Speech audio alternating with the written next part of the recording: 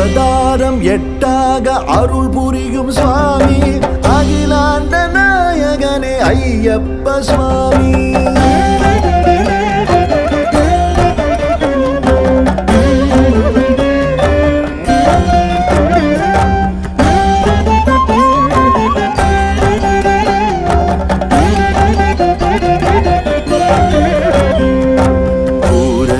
புஷ்கலையும் இருபுறத்து தேவி பூரணமம் பௌர்ணமி போல் பொலிகின்ற சுவாமி.